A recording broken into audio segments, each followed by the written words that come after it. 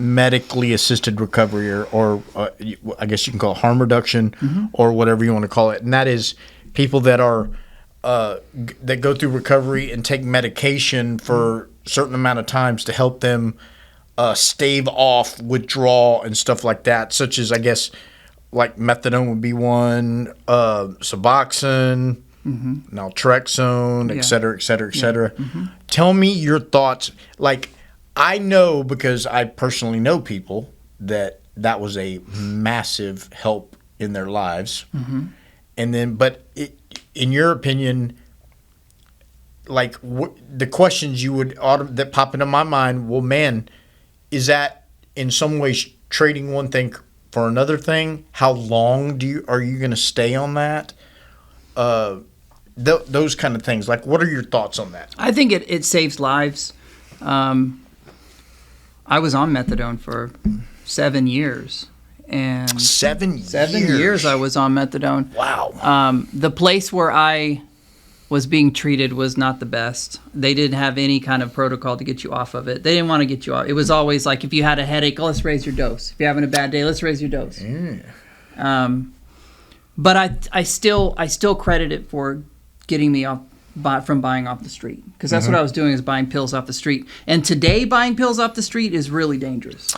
I would have died if fentanyl would have been in the oh my goodness in the pills back then. What really is going to be, to me, the big issue about recovery and medication is going to be medical marijuana, medical cannabis, medical THC. As recovering addicts, do we want to dip our toes into medical marijuana? What if it helps someone's anxiety when they're coming off of something? What if it helps them to, there's a bunch of different questions about that. I think it's going to be a really interesting thing. There's a big, there's a word for it. They call it California sober. That's when you just use cannabis and you're sober from everything else. From hard drugs. I hear a lot of people on Facebook bragging about their clean time from harmful drugs, which is like a code for they use edibles or some kind of legal weed or something. Right. That's going to be... Or even alcohol. Yeah, alcohol. No, I'm saying the California sober means they're not drinking. Right. But they're still using pot. Right. They're still using THC. That's something that's going to be interesting. Oh, it will be in legislation. It'll be legal. It'll be in all 50 states in the next, I believe, 10 years maybe. It's already, right now in Texas, where it is not legal, you can go in a store and you can buy Delta 9 gummies. Delta 9 is THC.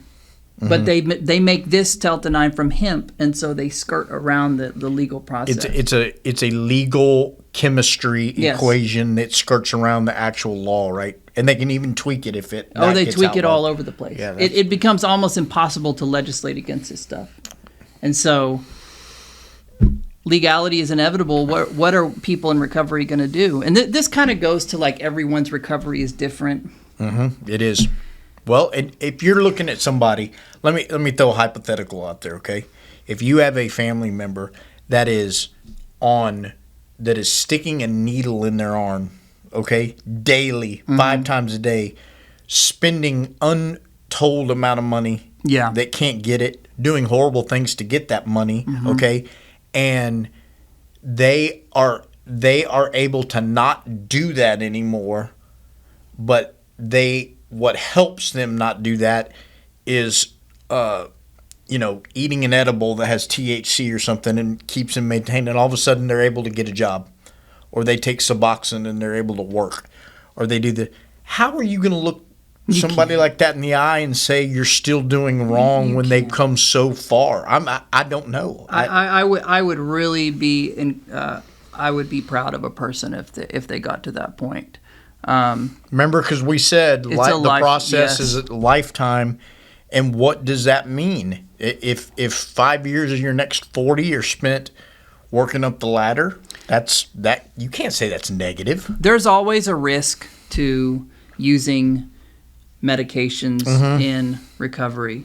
But there's also a risk in not using medications in recovery. And so there's you just have to, as long as you have a good support system and you have good people in your life who are going to keep pushing you in a loving way towards a healthy place, they're going to be okay.